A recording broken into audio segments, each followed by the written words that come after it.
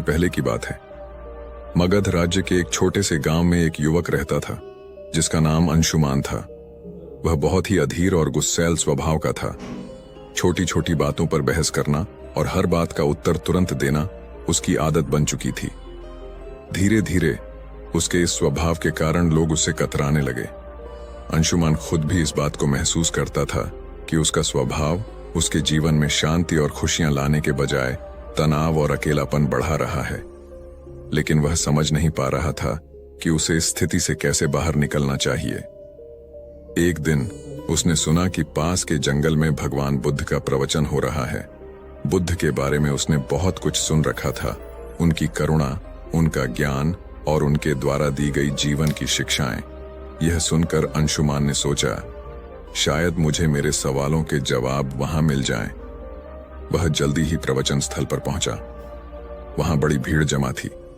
बुद्ध अपने सरल और स्पष्ट शब्दों में जीवन की गहराइयों को समझा रहे थे।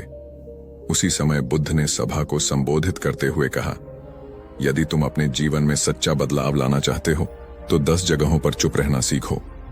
यह सुनकर अंशुमान को कुछ आशा की किरण दिखी।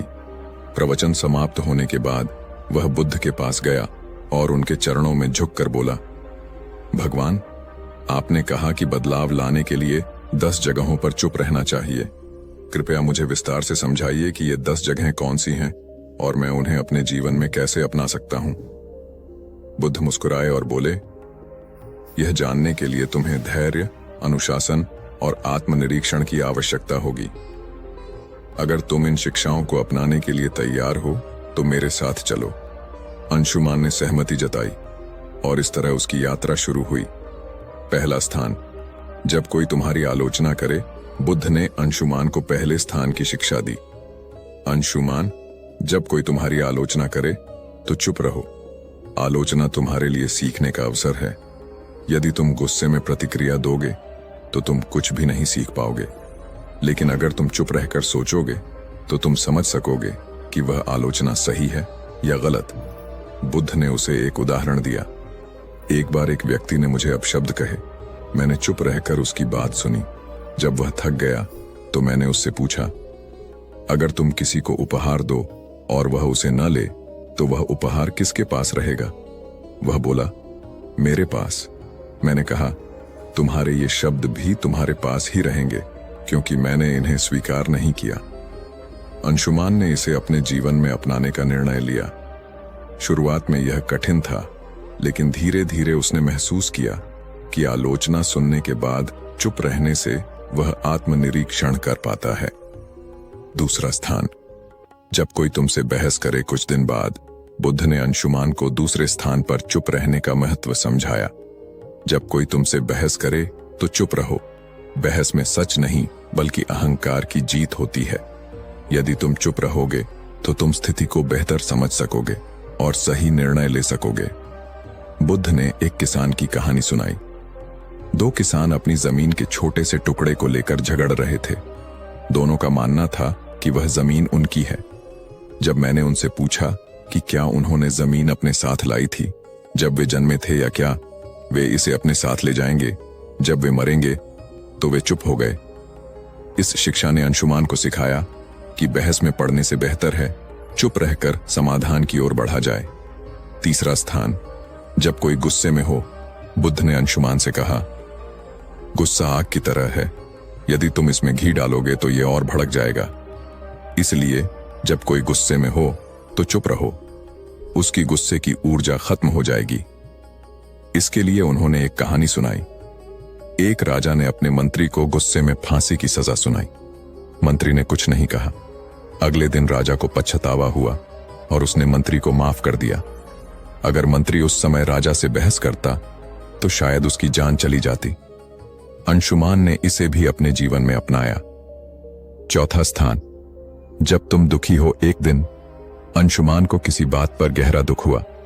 उसने बुद्ध से कहा, भगवान, मैं इस पीड़ा को सहन नहीं कर पा रहा। बुद्ध ने कहा, जब तुम दुखी हो तो चुप रहो। दुख तुम्हारे भीतर के बदलाव का द्वार हो सकता है। चुप्पी में तुम्हें अपने प्रश्नों के उत्तर मिल सकते हैं। बुद्ध ने उसे यह भी बताया कि दुख तुम्हें मजबूत बनाता है, बशर्ते तुम उसे समझने की कोशिश करो। 5वां स्थान, जब कोई तुम्हें उकसाए। बुद्ध ने अंशुमान से कहा, जब कोई तुम्हें जानबूझकर उकसाए तो चुप रहना ही सबसे बड़ा उत्तर है। यह तुम्हारी शक्ति और धैर्य को दर्शाता है। उन्होंने एक साधु की कहानी सुनाई। एक बार एक साधु को गांव के लोग परेशान करते थे, लेकिन वह साधु हमेशा शांत रहता था।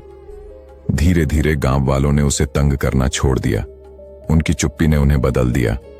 6ठा स्थान, जब तुम्हें दूसरों की मदद न करनी हो। बुद्ध ने समझाया, हर जगह मदद करने की जरूरत नहीं होती। जब कोई तुम्हारी राय न मांगे तो चुप रहना बेहतर है। यह शिक्षा अंशुमान के लिए बहुत उपयोगी साबित हुई। 7वां स्थान, जब तुम्हें अपने ज्ञान पर घमंड हो। बुद्ध ने कहा, ज्ञान विनम्रता का आभूषण है। यदि तुम अपने ज्ञान का प्रदर्शन करोगे तो वह खोखला हो जाएगा। 8वां स्थान, जब कोई सत्य सुनने को तैयार न हो। बुद्ध ने अंशुमान से कहा, सत्य का मूल्य तब तक नहीं होता जब तक उसे स्वीकार करने वाला तैयार न हो। ऐसे में तुम्हारे शब्द व्यर्थ होंगे और तुम केवल अपना समय और ऊर्जा खो दोगे। फिर उन्होंने विस्तार से बताया, जब तुम किसी को सत्य बताने की कोशिश करोगे लेकिन वह अपने भ्रम या अहंकार में डूबा होगा तो तुम्हारे शब्द उसे असहज कर देंगे। ऐसे समय में चुप रहना ही सबसे बड़ा उपाय है। सत्य का बीज तभी फलेगा जब जमीन तैयार हो। बुद्ध ने अंशुमान को एक कहानी सुनाई। एक राजा के दरबार में एक साधु आया और कहा, राजन, तुम्हारे निर्णय गलत हैं। राजा को यह सुनकर गुस्सा आ गया और उसने साधु को दरबार से बाहर फेंकने का आदेश दिया। साधु ने जाते जाते कहा, सत्य कहने का समय अभी नहीं आया। जब तुम्हारा मन इसे समझने के लिए तैयार होगा तब मैं लौटूंगा। वर्षों बाद राजा ने अपनी गलतियों से सीख ली और साधु को फिर से बुलाया। इस बार राजा ने न केवल साधु की बात सुनी बल्कि उसे अपने जीवन का मार्गदर्शक भी बनाया। बुद्ध ने अंशुमान को समझाया, सत्य का प्रभाव तभी होता है जब सुनने वाला उसे ग्रहण करने के लिए तैयार हो। 9वां स्थान, जब परिस्थितियां तुम्हारे नियंत्रण में न हो। बुद्ध ने कहा, जीवन में कई बार ऐसी स्थितियां आती हैं जिन्हें तुम बदल नहीं सकते। उन पर क्रोधित या व्याकुल होकर तुम केवल अपनी शांति को खोओगे। ऐसे समय में चुप रहना ही सबसे बुद्धिमानी है। उन्होंने समझाया, चुप रहना कोई कमजोरी नहीं बल्कि धैर्य और संतुलन का प्रतीक है। जब परिस्थिति तुम्हारे बस में नहीं हो तो उसे स्वीकार करो और शांत रहो। यही मानसिक शक्ति का आधार है। बुद्ध ने एक घटना का जिक्र किया। एक बार एक किसान ने बुद्ध से पूछा, मेरा खेत सूखा पड़ा है, बारिश नहीं हो रही, मैं क्या करूं? बुद्ध ने उत्तर दिया, तुम बारिश नहीं बदल सकते, लेकिन तुम अपनी मेहनत को दिशा दे सकते हो। चुप रहो और अपने खेत के लिए वैकल्पिक उपाय खोजो। शांति से सोचो और समाधान खुद आ जाएगा। किसान ने यही किया और जल्द ही उसकी समस्या हल हो गई। बुद्ध ने कहा, जब परिस्थितियां तुम्हारे नियंत्रण में न हो तो चुप रहकर धैर्य और समाधान की दिशा में काम करना ही तुम्हारी सबसे बड़ी ताकत है। 10वां स्थान, जब तुम्हारा दिल भर जाए। बुद्ध ने अंशुमान से कहा, जब तुम्हारा हृदय कृतज्ञता, प्रेम और शांति से भर जाए तो इसे शब्दों की आवश्यकता नहीं होती। ऐसी स्थिति में चुप्पी स्वयं एक भाषा बन जाती है। यह तुम्हारे भीतर की सबसे बड़ी खुशी है। उन्होंने इसे और स्पष्ट करते हुए कहा, कृतज्ञता का सबसे शुद्ध रूप मौन में प्रकट होता है। जब तुम अपने जीवन में आनंदित महसूस करो तो इसे बाहरी अभिव्यक्ति की आवश्यकता नहीं होती। यह चुप्पी तुम्हारी आत्मा की खुशी का प्रतीक होती है। एक प्रेरणादायक कथा। बुद्ध ने अंशुमान को एक छोटी कहानी सुनाई। एक बार एक शिष्य को उसके गुरु ने आत्मज्ञान का अनुभव कराया। शिष्य का हृदय कृतज्ञता से भर गया। उसने गुरु से कहा, मैं आपको धन्यवाद देना चाहता हूं, लेकिन शब्द पर्याप्त नहीं लगते। गुरु मुस्कुराए और बोले, तुम्हारी चुप्पी ही मेरे लिए सबसे बड़ा धन्यवाद है, इसे बनाए रखो। बुद्ध ने समझाया, जब दिल भर जाए तो शब्दों की आवश्यकता नहीं होती। मौन तुम्हारी सबसे बड़ी अभिव्यक्ति है। अंशुमान ने जब बुद्ध से 10 जगहों पर चुप रहने का ज्ञान लिया तो बुद्ध ने उसे तुरंत अभ्यास में डालने का निर्णय लिया। उन्होंने कहा, ज्ञान का मूल्य तभी है जब इसे जीवन में लागू किया जाए। मैं तुम्हें कुछ परीक्षाओं से गुजरने का अवसर दूंगा। इन परीक्षाओं से तुम सीखोगे कि चुप्पी वास्तव में तुम्हें कितना बदल सकती है। अंशुमान ने सहमति दी और बुद्ध के मार्गदर्शन में अपने जीवन के इस नए अध्याय की शुरुआत की। बुद्ध ने अंशुमान को एक गांव भेजा जहां लोगों को उसकी पुरानी आदतों के बारे में बताया गया। जैसे ही अंशुमान वहां पहुंचा, लोगों ने उसे बुरा भला कहना शुरू कर दिया। गांव वालों ने कहा, तुम्हारे जैसे लोग कभी नहीं बदल सकते। तुम हमेशा दूसरों को दोष देते हो। तुम यहां क्यों आए हो? अंशुमान का स्वभाव था कि वह तुरंत जवाब दे और खुद को सही साबित करे, लेकिन इस बार उसने बुद्ध का बताया पहला स्थान याद किया। जब कोई तुम्हारी आलोचना करे तो चुप रहो। वह शांत खड़ा रहा। धीरे धीरे गांव वाले थक गए और उसकी चुप्पी देखकर हैरान हो गए। उन्होंने महसूस किया कि वह बदल चुका है। अंशुमान बुद्ध के पास लौटा और कहा, भगवान, चुप रहना कठिन था, लेकिन इससे मुझे एक नई ऊर्जा मिली। बुद्ध मुस्कुराए और बोले, यही पहला कदम है। अब अगली परीक्षा के लिए तैयार हो जाओ। दूसरी परीक्षा। जब कोई बहस करे, बुद्ध ने अंशुमान को एक व्यापारी के पास भेजा जो हमेशा अपने ग्राहकों से बहस करता रहता था। बुद्ध ने कहा, इस व्यापारी से कोई सवाल पूछो और जब वह बहस करे तो चुप रहो। अंशुमान व्यापारी के पास गया और पूछा, आपके सामान की कीमत इतनी अधिक क्यों है? व्यापारी तुरंत गुस्से में आ गया और बहस करने लगा, तुम्हें क्या पता कि मैं कितना मेहनत करता हूं? क्या तुम मेरे काम की कद्र नहीं करते? अंशुमान ने बुद्ध के दूसरे स्थान को याद किया। जब कोई बहस करे तो चुप रहो। वह शांत खड़ा रहा। उसकी चुप्पी ने व्यापारी को सोचने पर मजबूर कर दिया। उसने महसूस किया कि बहस का कोई अर्थ नहीं है। तीसरी परीक्षा।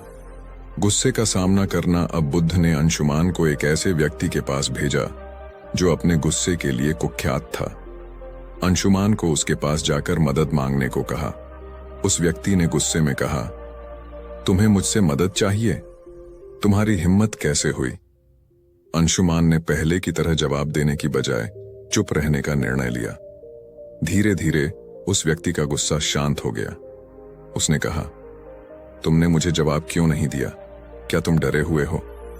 अंशुमान ने कहा, मैं आपके गुस्से को नहीं बढ़ाना चाहता था। उस व्यक्ति ने महसूस किया कि चुप्पी में शक्ति है। चौथी परीक्षा। दुख का सामना करना। अगली परीक्षा में बुद्ध ने अंशुमान को एक विधवा स्त्री के पास भेजा जिसका इकलौता बेटा हाल ही में मृत्यु को प्राप्त हुआ था। वह स्त्री अपनी पीड़ा में किसी से बात नहीं करती थी। बुद्ध ने कहा, उसके पास जाओ और बिना कुछ कहे उसकी मदद करो। अंशुमान उसके पास गया और बस उसके पास बैठा रहा। उसने कुछ नहीं कहा, लेकिन उसकी मौन उपस्थिति ने स्त्री को सांत्वना दी। उसने पहली बार किसी से अपनी कहानी साझा की और अपने दुख से उबरने का प्रयास किया। बुद्ध ने कहा, दुख में चुप्पी कई बार शब्दों से अधिक प्रभावी होती है। पांचवी परीक्षा। उकसावे का सामना करना। बुद्ध ने अंशुमान को एक ऐसे समूह के पास भेजा जो उसे उकसाने के लिए तैयार था। उन्होंने अंशुमान को अपमानजनक बातें कहीं, लेकिन अंशुमान शांत रहा। उसकी चुप्पी ने उन्हें हार मानने पर मजबूर कर दिया। परीक्षाओं के बीच अंशुमान ने बुद्ध से पूछा, भगवान, चुप रहना कैसे इतना प्रभावी हो सकता है? बुद्ध ने कहा, एक बार एक राजा ने एक साधु से पूछा, जीवन में सबसे बड़ी ताकत क्या है? साधु ने राजा को एक कटोरा पानी और तेल दिया। उसने कहा, पानी और तेल को मिलाओ। राजा ने कोशिश की, लेकिन तेल पानी में घुल नहीं पाया।